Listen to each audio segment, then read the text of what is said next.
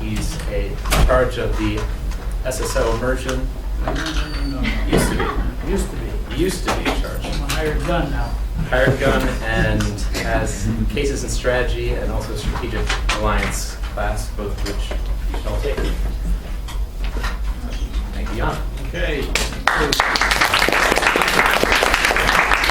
Okay, so this is a session I've done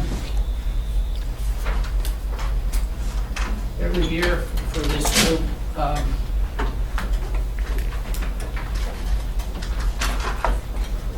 And let me give a few background comments. So you're all members of the general management group, right? No, marketing? Yes, yeah, it's marketing as well. Okay, marketing, general management. And so general managers run businesses. And so if you're running a business, you're responsible for the P&L.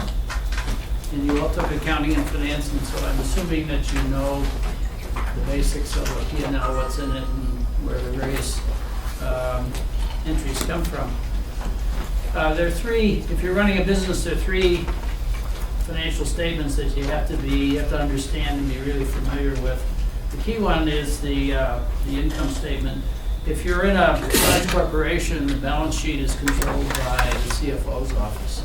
And so you really don't get involved in the balance sheet that much, although you may be responsible for managing the assets in your business, which makes a lot of sense.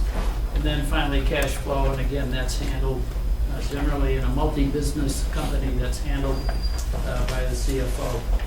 So what I want to focus on is the first one, which is the income statement or the P&L. And every month or every quarter, you will get a set of financials about how your business is doing, and you can read the numbers and you see the financial statement. And really, the challenge for general managers is to figure out what's going on behind this. Peel the onion and what's going on in the business that tells me whether it's running well or not, and how are the various initiatives that I put in place working? Am I getting the results that I want? And so you have to do a little massaging of not massaging, but a little analysis on the P&L to get at this. And what I hope to do today is talk about some of those analysis that you do and some of the insights that you get. Now let me give you a caveat. Okay, I'm here today with my general manager hat on. So I'm not an accountant. I'm not an accounting professor. Okay? I ran businesses. I was a general manager, and I had financial people, CFOs, working for me. So if we get into something and you ask me an accounting question, I may or may not have the answer. All right? So what I want to do is construct a P&L, and as we go down through the P&L, we'll talk about these various analysis that you can do and insights that you can get. And there's on the flip side of the sheet I passed out, there's the write. What we're going to write down. So what's the first line on the P&L? Revenue. Is that how it's expressed? When you look at in a set of financial statements, in an annual report, or in a 10Q? Sales. It's expressed as sales or revenue? Sales. Okay. Are there different kinds of sales? What do you see normally on the P&L? What's the first line representing sales? Net sales, right? And the thing I would, depending on the company, but if you're in a company that sells, for example, to retail, through sells to retail through large retailers, where they're lots of stores and lots of inventory, I would urge you to start with gross sales rather than net sales. Most P&Ls that you look at start with net sales, but I would start with gross sales.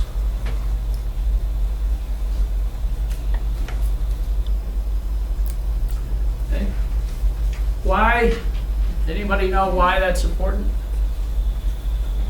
Can you read? Oops. Can you read my writing? If you can't read my writing, Howard, let me try to get all this on one sheet. Yeah. Because you get other information when you dive down into net sales. You might get some information about returns or some other sales revenue. Exactly. Okay, so between gross sales and net sales, you have a line called returns and allowances.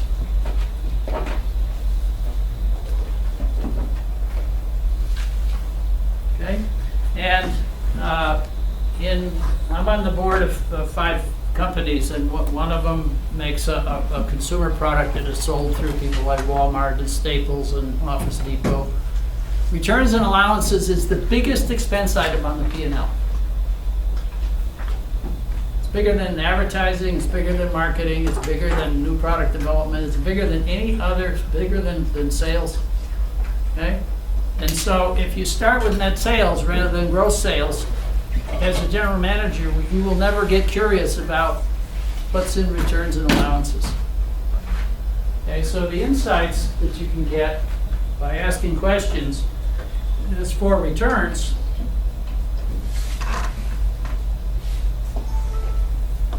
What are the causes? The causes can be twofold. One, they can be policy reasons. You know, some large retailers have so much clout that they say, particularly if you have seasonal promotions or seasonal products, and they say when the season's over, take sunglasses for example. So when summer's over, and if there are still lots of sunglasses on the racks, you as a manufacturer are obligated to take them back. Okay, those would be called returns. So is your policy, are you comfortable, if you're the general manager, are you comfortable with the policy that I'm going to take back whatever inventory didn't sell? Okay, the other thing that's in returns are products that come back because of quality problems. This can be, again, the same company that I'm talking about that sells through Walmart and so forth. A big source of returns is damage in transit. What they make are fire and security safes for homeowners. So these things weigh a couple 100 pounds, and they're in a box. And when they unload these boxes, sometimes the corners get dented, or they're handling them with forklifts and they bash into the box. So those come back, and again, by digging into returns, the quality part of returns, we were able to change the packaging to reduce the damage and therefore the returns. Okay. On allowances, and obviously, you know, once you identify the causes, then, you know, what are the plans for fix? And who's responsible? On allowances,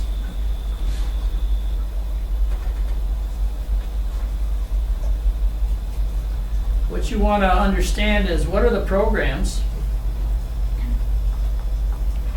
and who's accountable. So again, if you're selling to a Walmart, they will have seasonal promotions, and you as the manufacturer will participate in those seasonal promotions. So there'll be advertising allowances, there's co-op advertising, and this can be, when you get into advertising, this is a large amount of money. Okay? So who's accountable? Who's making the decisions to give away this money? Normally, it's the salespeople. Well, one of the questions you should ask as general manager is, do we have some policies? Or do we just say, the squeaky wheel gets the grease, and when the customers say, I need more support, or I want to do this program and this is what I need you to do, you just say, yeah, whatever you want, we'll do it. But this is big money. And the thing about, it's another form of a price discount. And the thing about prices, it goes right to the bottom line. So for every dollar you lose a dollar of profit. The neat thing is, it works the other way too. So if you can get a dollar of price, you get a dollar of profit. So I would urge you as a general manager to pay attention to returns and allowances. That then gets to net sales. Okay. So to really understand what's going on in your business, and as we peel the onion on net sales, what do we have to understand?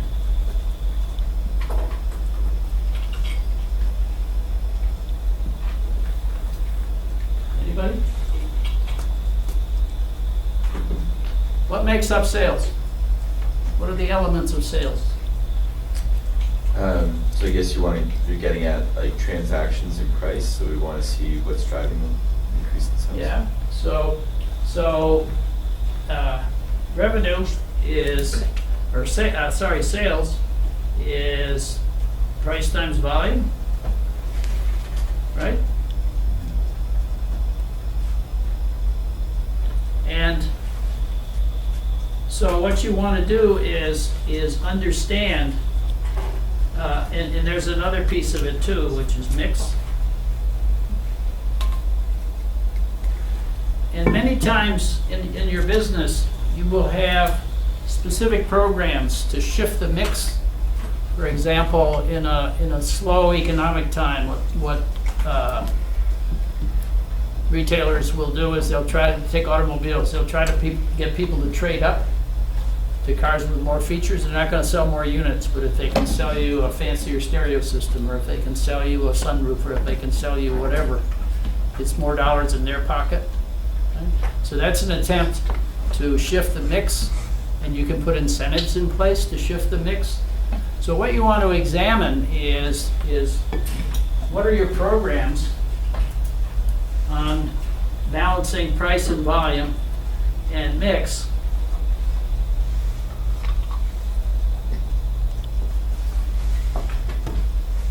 and are they working?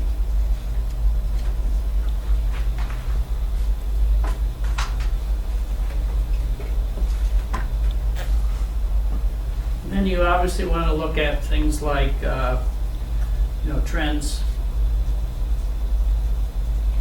So you want to look at market share, market growth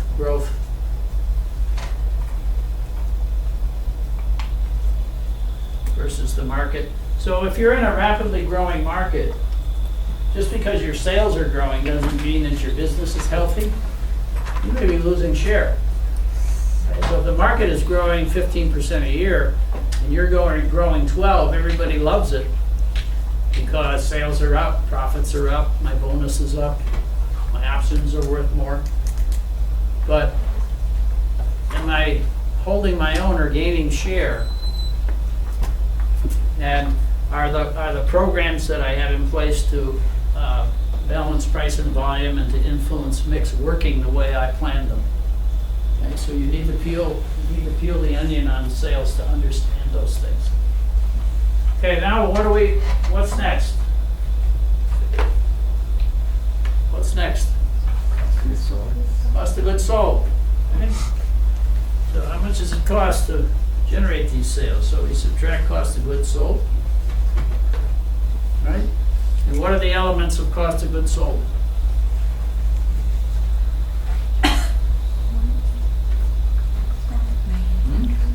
Certain types of expenses, like advertising expenses. That's down, that's cost of goods sold is in the manufacturing facility or in the plant.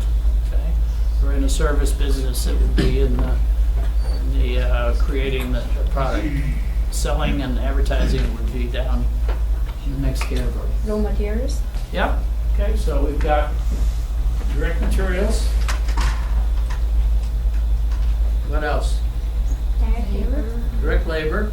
manufacturing Huh? overhead. Manufacturing overhead. Yeah, so overhead. Right? What else? Would you count like utilities and stuff? Yes, that's part of overhead. Okay, right. It's part of overhead. What else? Is that G&A there? No, SG&A is down below, that's the next category down, after we calculate gross margin. What about all the equipment you buy? Depreciation. Depreciation. Okay? And then you may have specific reserves. For example, one of the companies I'm involved with, we make RVs and buses. So we have a 1 and 2 year warranty. And so we take a charge every month for warranty expense. And then there may be one-time charges.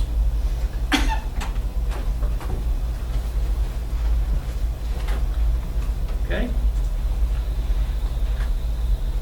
When would you have a one-time charge? What kinds of events generate a one-time charge?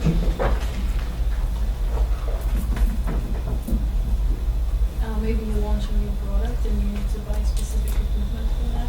Yeah, okay, and that, but that would show up in depreciation, right? Because the equipment would go on the balance sheet in assets, and then we start depreciating it. But how about in the cost of goods sold? Can you think of some examples of one-time charges? I was actually thinking about restructuring, but. Yeah, that's generally down in the SG&A line. But it could apply if you're restructuring the manufacturing organization, that would be an example, yes. What have you? Maybe some kind of FDA inspection or something? Yeah, if you had to spend money to get ready for OSHA inspection or FDA or something like that, yeah. Think about business events. For example, every business over time accumulates inventory that they didn't know that they had. And so at some point, the CFO says, hey, we got to get rid of this inventory. So you have a one-time charge called E&O, okay, excess and obsolete inventory. You know, the judgment is this stuff is just gathering whiskers in the warehouse and we'll never sell it. So let's write it off. Okay, you may discontinue a product line, and so you will sell the equipment. You may auction it. Right, so those are examples of one-time charges. Why is it important, if you're a general manager running it as a business, why is it important to isolate and understand those one-time charges? To Yeah. see the trends, because they. The trends of what? The trend of transactions and what is affecting your P&L. Because if you count these one-time charges, then your result will be skewed. Yeah, okay, so what you're trying to get an understanding of, remember one of the questions we asked was how well is the business running? And if your view of the P&L statement is, includes these one-time charges, you're kidding yourself. They're not gonna, those charges aren't gonna repeat next month. Okay? Same thing is true with on the sales line. You may, for example, at the end of the year, you may have a price increase. And what happens is customers will buy extra product to beat the price increase. So in the month that the price increase takes effect, you're going to have artificially high sales. And then in the next couple of months, you're going to have artificially low sales. So if you announce a price increase and there's a buy-in, and you say, oh, wow, my business is doing great, you know, you're kidding yourself. So again, you have to peel the onion and take out and normalize the impact of things like price increases. When you introduce a new product, you're going to have a bump in sales generally because people will buy inventory to stock the products. Okay?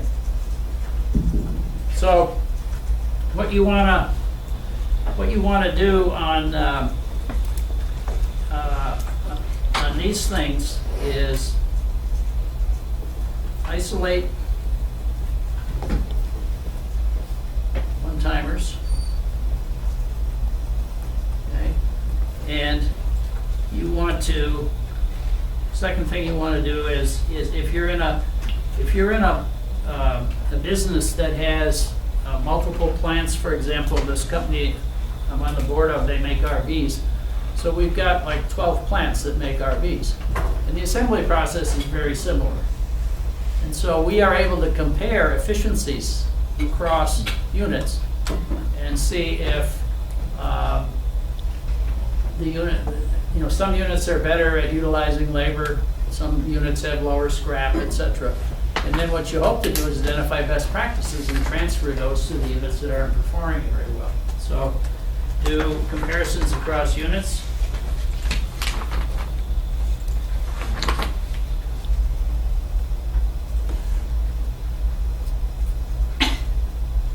Benchmark against competitors.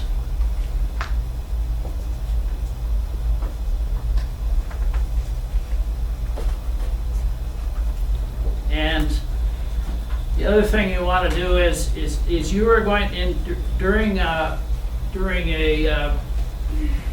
year, you are going to have initiatives to try to improve manufacturing performance, right?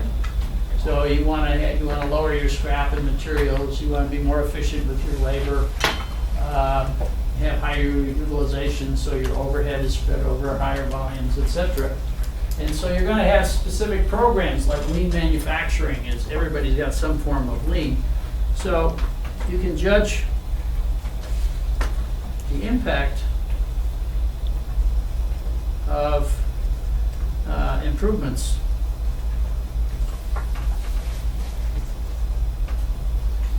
For example, lean.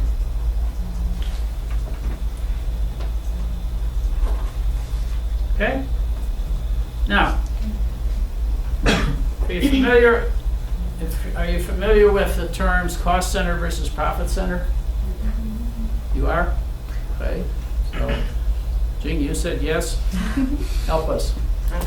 So profit center, basically it means that the specific unit is to generate a profit. Right. Yeah, and the cost center is the contrary. It's to spend money instead of add value. I see. So, is the cost center bad because it spends No, money and no. doesn't add value? No, not really, because the cost center is like a supporting department. Right, exactly. Okay, so think about, for example, with the SSO class, we went to a warehouse run by Johnson & Johnson, serving drugstores. So they had 9 plants supplying products, and then a drugstore would say, I need 2 cases of Band-Aids and 3 cases of baby shampoo and so much of this and so much of that and so forth. So what they do is they pull these items and pack orders for individual drugstores. Okay, so that's an intermediary. They're not selling directly to the drugstore, and they're separated from manufacturing. So that's an example of where it makes sense to make that a cost center. And their goal is, and their metric is, how well do I control these costs, right? So this is the metric for a cost center. It's cost of goods sold. Okay, so we subtract all this stuff, and what do we get? So we got the sales, and we've got the manufacturing costs. What do we get? What do we get? Judith? Gross profits? Yeah.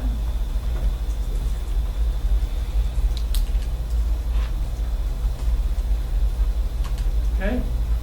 And then the GM percent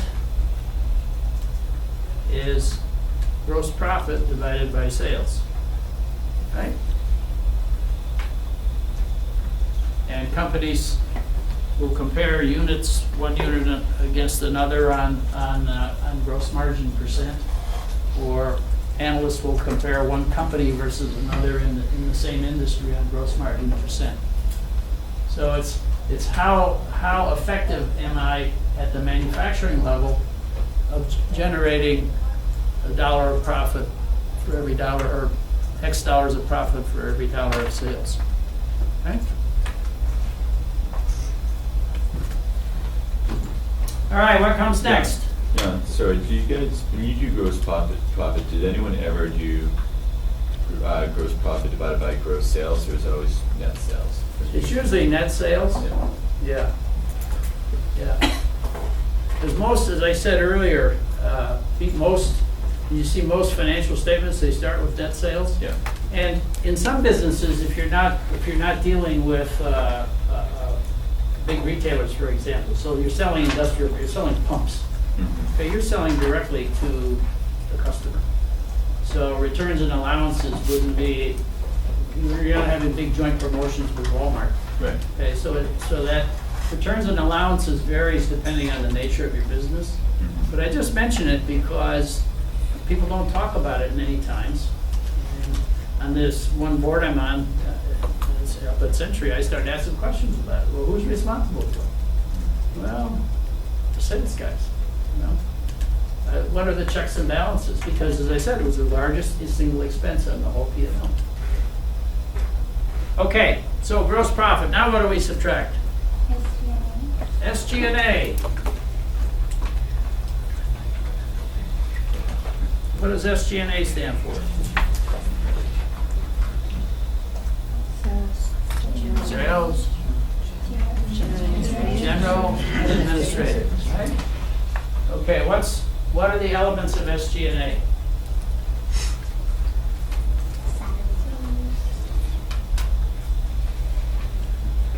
So these are the costs in the business outside of the manufacturing operation. Salaries of those corners and that. Hmm? Salaries of those corners and that. Yeah, and so which function? HR, sales, Okay, GM. We'll get to that in a minute. Okay, but what's S stand for?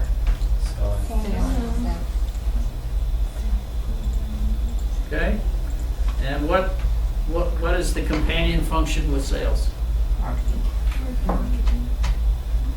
Michael, Yes. what is the companion function of sales? Advertising. And advertising is the responsibility of what function? Marketing. Bingo.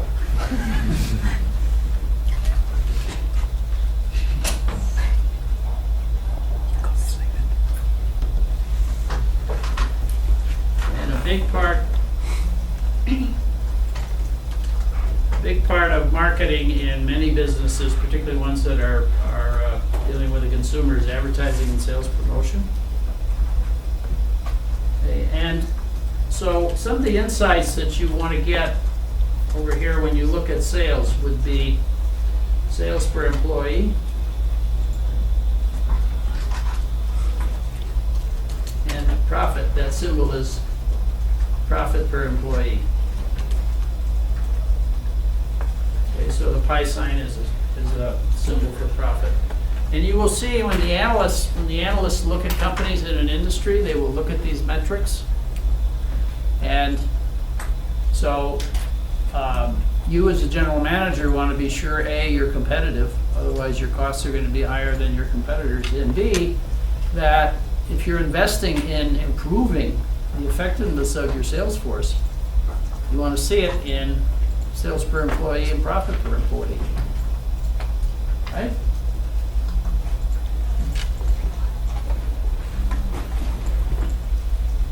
One of the things in marketing that's one of the hardest things to measure is the effectiveness of advertising.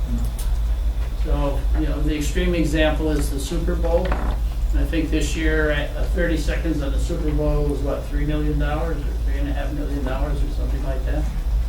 And so the question is, you got a big audience, right? You got 104 million people or whatever it is, but how do you know what the financial impact of spending $3 or $3.5 million for 30 seconds is?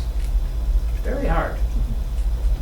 And the advertising industry struggles with unaided awareness and all kinds of surveys. Did it change your intent to buy? And but it's still a very subjective science. So one of the things and again, it's a function of the business you're in, but one of the things you want to ask or investigate is the cost impact, the cost and the impact of specific programs.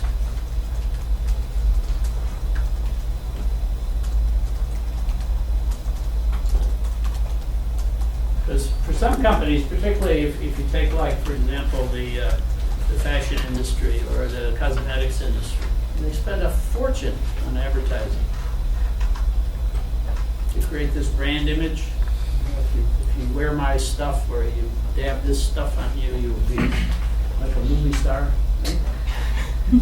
Stuff is what gets me is perfumes. So it's water with a little foo-foo dust and a fancy container, and they charge you $115 for half an ounce.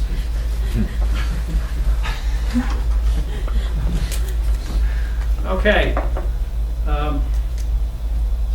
So then you have a thing that somebody mentioned. Who said over HR? Somebody over here said HR. So you have support functions.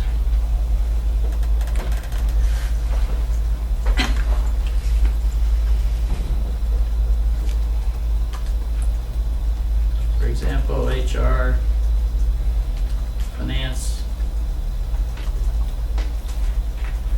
Then you have something that is always a huge battle.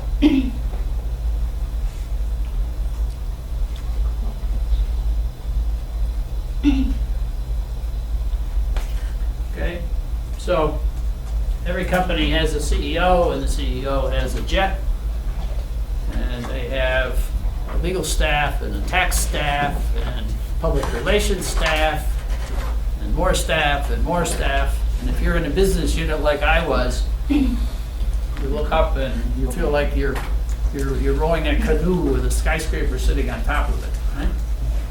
So but that, you know, the money to pay for these activities doesn't come from the sky. Somebody's got to pay for it. In the business, in most companies, the businesses have to pay. And so what most companies do is they say there's an allocation. So they take the corporate overhead and they'll allocate it on the basis of sales. So if there are 5 business units in a company, they'll divvy it up based on the sales of the individual units. Okay. Now, if you're in a unit and you are not a big user of corporate services, so you're not doing a lot of M&A deals, and you don't have complicated contracts and all this stuff, and you say, well, why do I have to pay for all these legal guys, business development guys, and PR guys? I'm in a mature business. And so there's a constant battle about whether or not your allocation is fair. And my advice to you is get over it. You're going to say, look, it's 2% of your sales. Okay, fine. You have no control over that, right? And all you're going to do is alienate people and spend stomach acid arguing about whether it should be 1.5 or 2.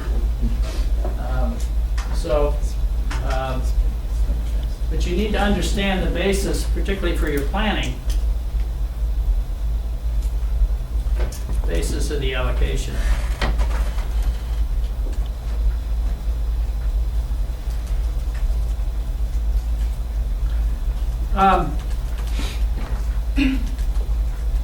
So what else?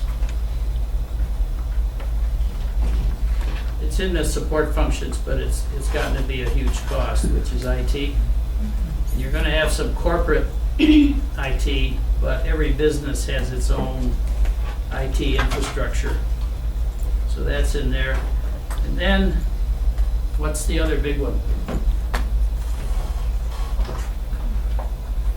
Yeah. Legal? No, legal would be here if it's a corporate allocation or a corporate function, or it would be here in the support functions if it's in your business. Is that the same for being sued? Pardon me? Would that be the same for being sued? Yeah, if you get sued, you need your lawyers. Yeah. What about the cost that comes out of paying for those? Settlements. Yeah, it's, well, it varies company to company. Some companies have insurance. So, for example, there's one company that I'm involved with, we're self-insured up to a certain amount. And above that, we have an insurance policy for things like product liability claims. And in the case of warranty expense, that's borne by the unit. Because they're the ones that created the defects that resulted in a warranty claim. So it varies. If you're in a business where you could have huge lawsuits, probably that's at the corporate level. Because a lawsuit, huge settlement could sink a business.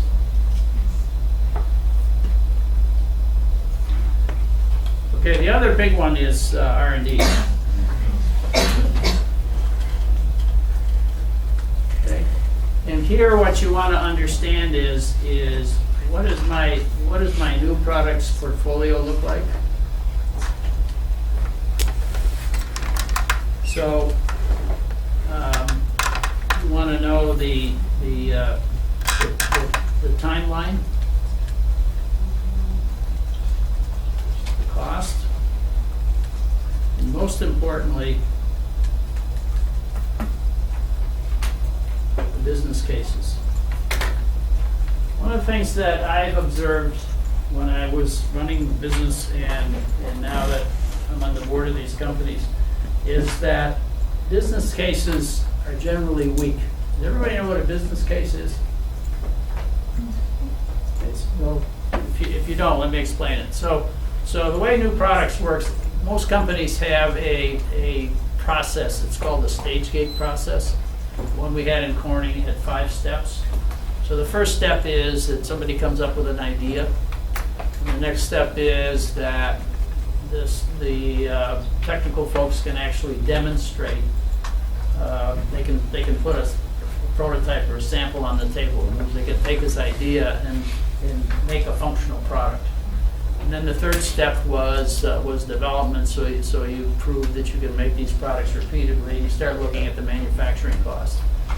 And side by side with the R&D folks is somebody from marketing to talk about what the business opportunity is. And at each stage, what you do is you do a pro forma business case, which basically says, hey, if this concept were successful in the marketplace, here's the kind of sales we could get. Here's what the P&L looks like. The costs are likely to be X, and the profit is likely to be Y. And so what you do as a general manager is you have all these ideas, and if you have robust business cases, you can make choices. And timing is another, as I said, is a factor, because some things you can get in a year, some things are going to take 3 years to develop. Now, R&D is very, very risky. You don't have a 100% hit rate, okay? And so, one of the hardest things to do is to say, I'm going to close down a project.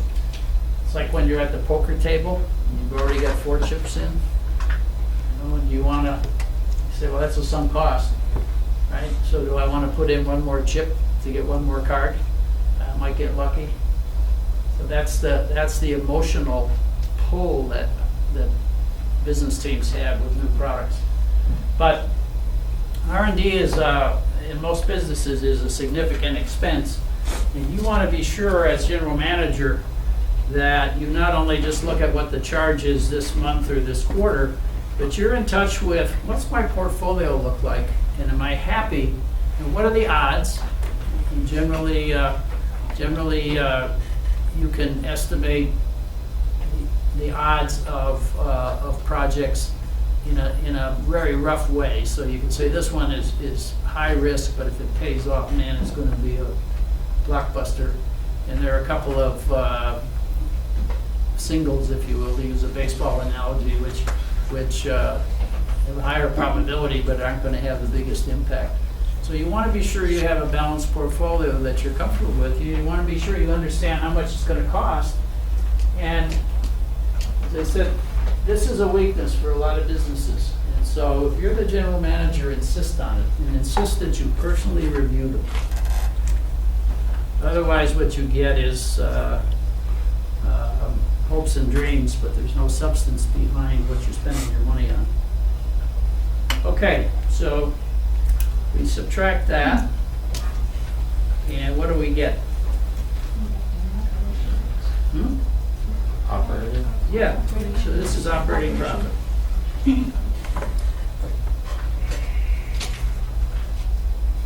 Which, to use a finance acronym, is EBIT, right?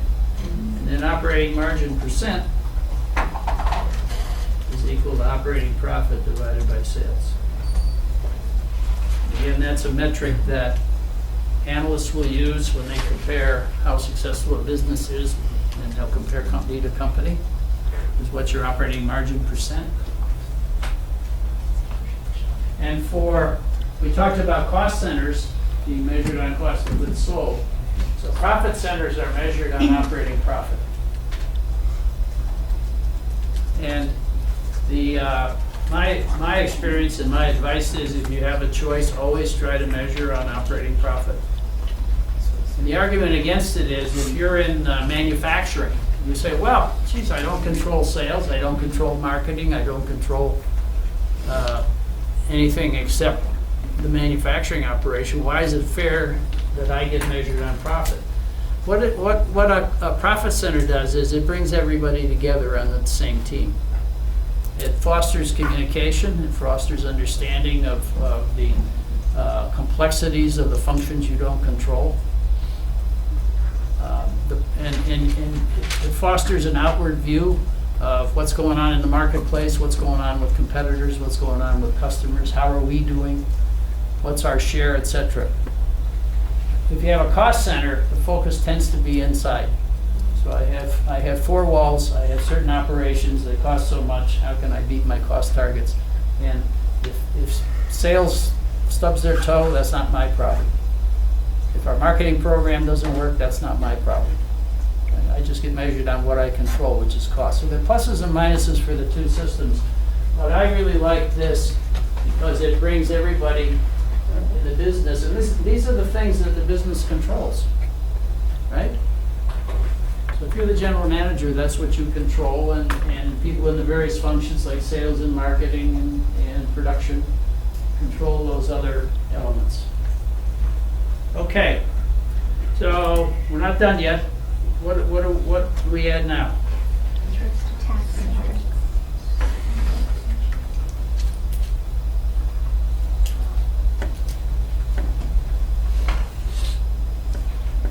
Okay, so interest expense or income.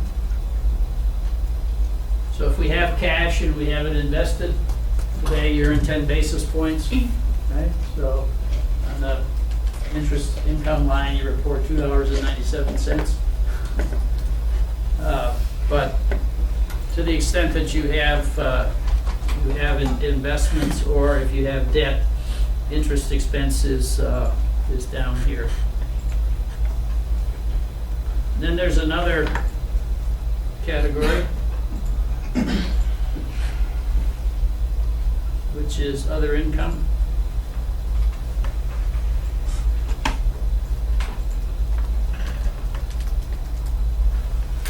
So this is like the one-time charges that we had up above, but it's at the corporate level.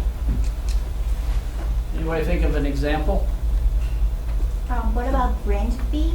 Like, if for example I was working for a holding company of a conglomerate, so they receive like brand fee from the subsidiaries. So can that count for the Okay, other income? but would those brand fees be specific to the individual brands?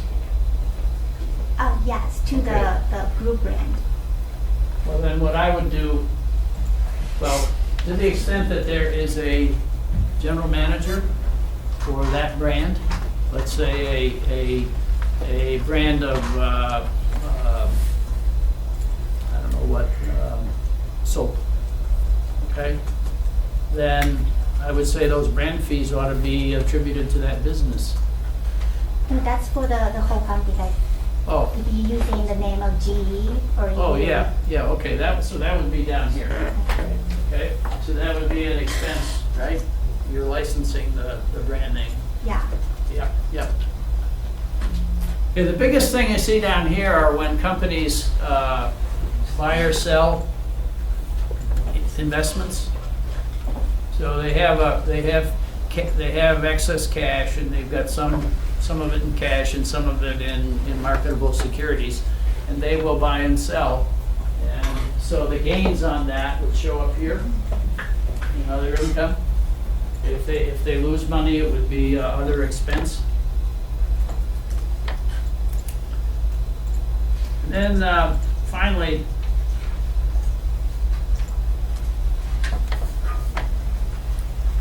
we can take out taxes and we get net income, which is net profit after tax.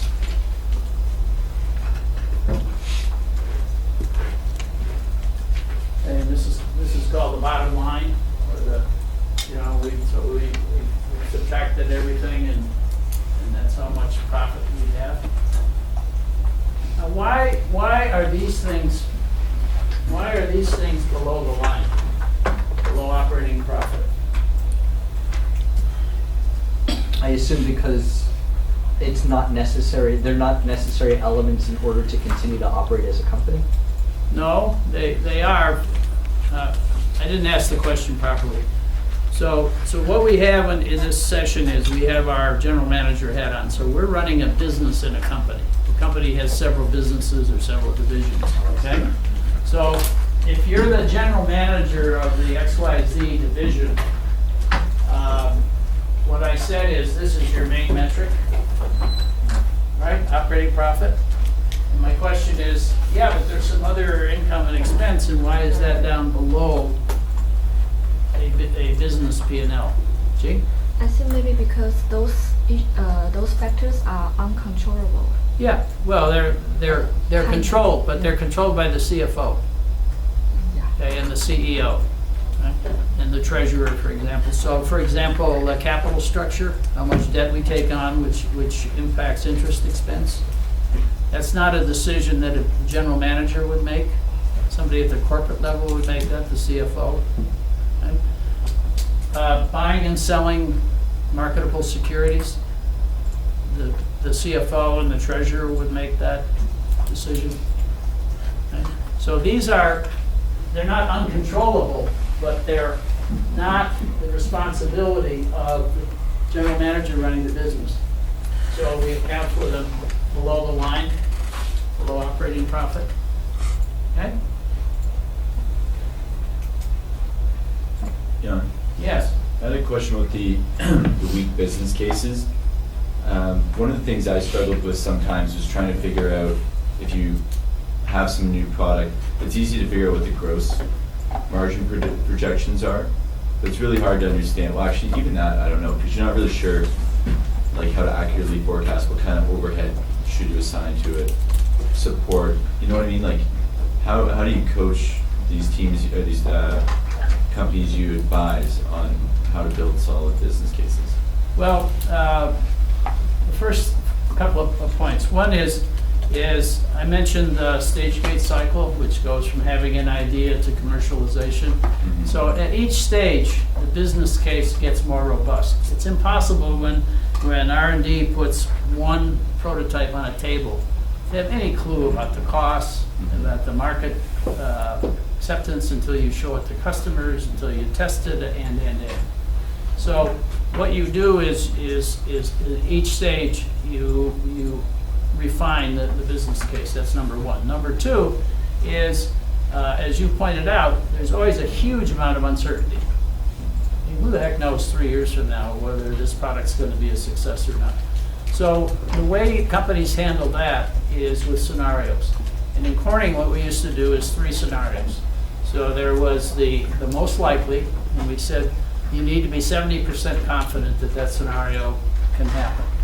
And then we had an optimistic scenario, which is the upside, and we said 30% probability, and we had a pessimistic scenario, that's where things don't work right, and you had to be 90% confident that that was the threshold. You could at least do that well, right? And then a judgment call in the CFO's office when they're reviewing business proposals weighs in on this is when you do your DCFs, what discount rate do you use? And the way to accommodate risk is the higher the risk, the higher the discount rate.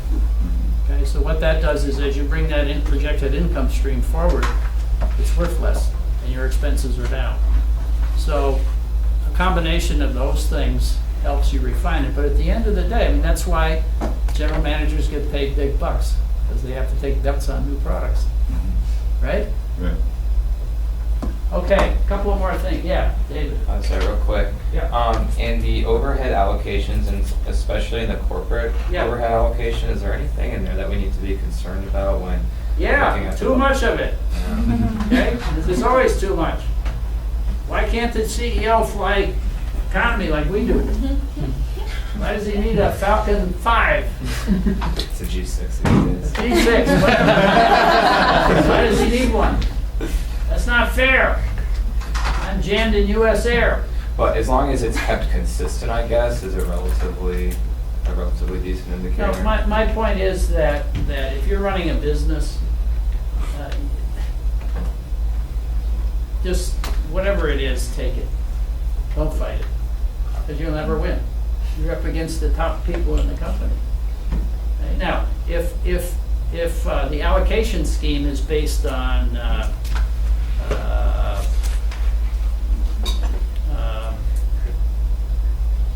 I don't know, assets of, if the allocation scheme doesn't make sense, in other words, normally they base it on sales, but if the allocation system is such that you're really disadvantaged because you produce a lot of profits with a little assets or vice versa, or what, I don't know, can't think of good examples, you can question it.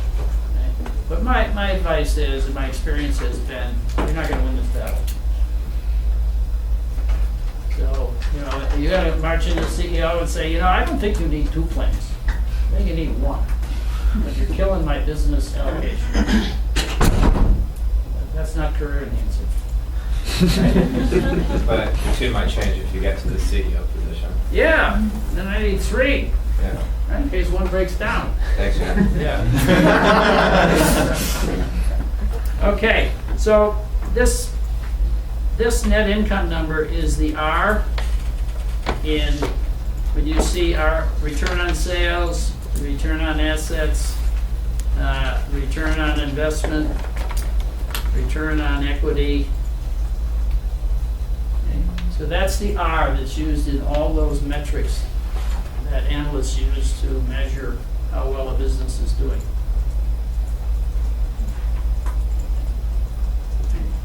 And another one, if you're in the M&A field, that is used as a metric for determining how much businesses are worth is EBITDA. And EBITDA is EBIT, which is up here, operating profit, right? Plus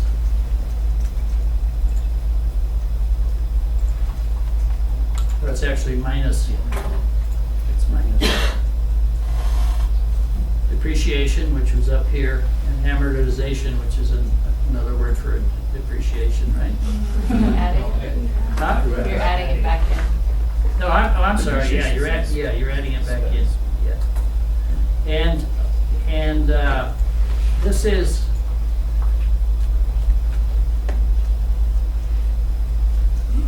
so this is analogous, or very close to cash flow from operations. Okay, and so what the M&A folks do is they take a multiple of EBITDA, and this is basically saying, this is my income stream coming in if I buy this company, and it's depending on the discount rate is the measure of risk. And it gives me an idea of how soon I'm gonna get my money back. So this is a multiple in M&A transactions.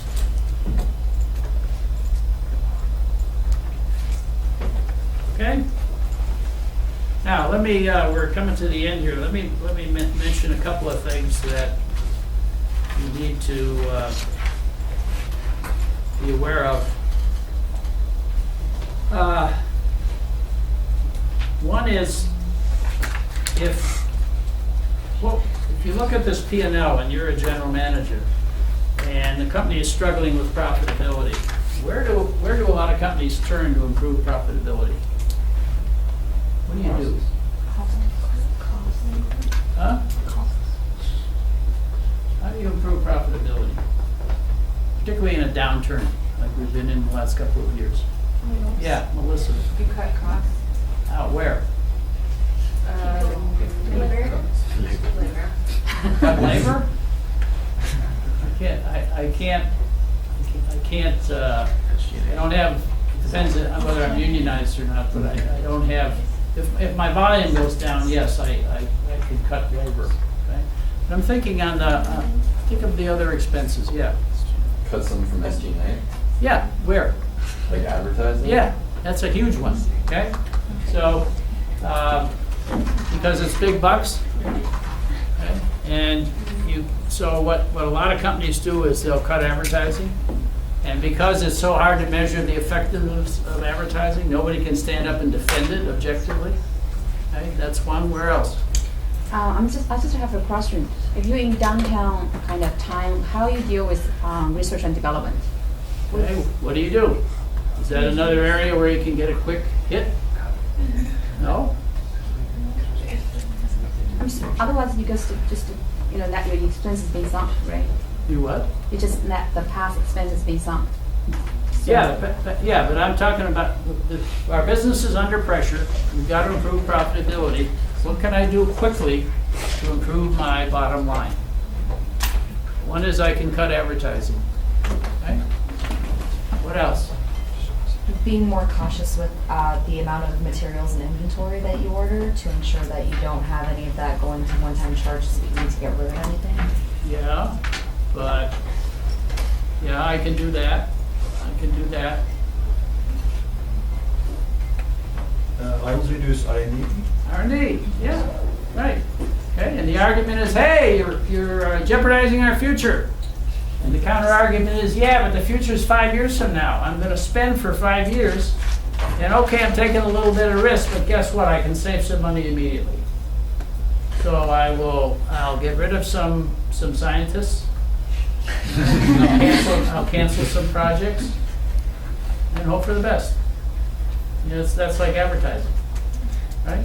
So cutting R&D is another huge expense that can have an immediate impact. I have a question. Like when you record your advertising expenses in R&D, do you record one time expenses, or do you do amortized expenses? If you do amortized expenses, it usually depends on what you spent before, not like what you spent this year. So probably it's harder. Well, in the case of advertising, what you do is you plan certain campaigns. Like I'm going to spend so much on trade magazine advertising, okay? So I decide I'm not going to do that. So I don't buy the space. I'm not going to buy the space on TV. Now, if I've already contracted for it, it's hard to get out of. I may have to pay a penalty, or I may not be able to get out of it. I'm not experienced enough to know on that. But advertising is such a huge expense that you can throttle it back relatively quickly. In the case of R&D, I just stop projects. So I stop, and I've got to eventually deal with, not eventually, but quickly deal with the fact that I got people with projects that are gone. So I got to get rid of the people. Okay? The third area that companies go for immediately is they stop training. Okay? And And because training is an expense, number one, and number two, if you're in training, you're not working on your job. And again, that comes back to haunt you, right? Because you're investing in your people and you've stopped investing. So those are three ways that people can have an immediate impact on the P&L. The other one is, and here you've got to be very careful, and you better have your financial person and your lawyer joined at the hip with you, is look at your reserves. So people set aside reserves for product liability, for obsolete inventory, for bad debts, for warranties, okay? And a temptation is to say, well, you know, I don't think there's as much risk on bad debt. So we're probably over reserved. So let's reverse some of those reserves. Okay, and this is one of those fuzzy areas, and you can get in trouble fast with the SEC with this. But that's another thing that companies do to have an impact on the bottom line. Yeah. Yeah. Private equity firms, don't they usually start, or they sometimes will start like the depreciation line item or any sort of CapEx investment, right, to pump up the cash flows? So they won't lay the new fiber optic network if they can get away with running with it the next 5 years. Yeah, it depends. It depends on, and I haven't had a lot of experience with private equity, but the traditional model of private equity is you come into a company that is struggling but has a pretty good balance sheet. What you do is you lever it up, you suck the cash out, right? And then you either flip it or you shut it down. And if they're gonna suck the cash out and they don't care about the future of the company, then stopping CapEx is important. If they want to flip it, you want to keep the company viable. So Right. you may not do CapEx. My experience is that there are two scenarios with private equity. One is suck it dry and we don't care what happens to it. The other is you have an underperforming company and you think we can fix it, and then you want to be careful about sucking it dry, because you want to be able to cut it. Okay, we're out of time. Brett, one last question. So in downtimes when you cut R&D and you cut advertising, those things can come back to haunt you. Absolutely. You're cutting costs now at risk of future revenues. Right. How do you deal with the nuance of that, and how often does it come back to haunt you? Well, Any advice? How much do you? that's what you're getting paid the big bucks for. And that's a management judgment. And is there any other place that managers should look as opposed to those quick, easy outs? Well, look at the list. Where are you going to go? After that costs. Yeah. But presumably,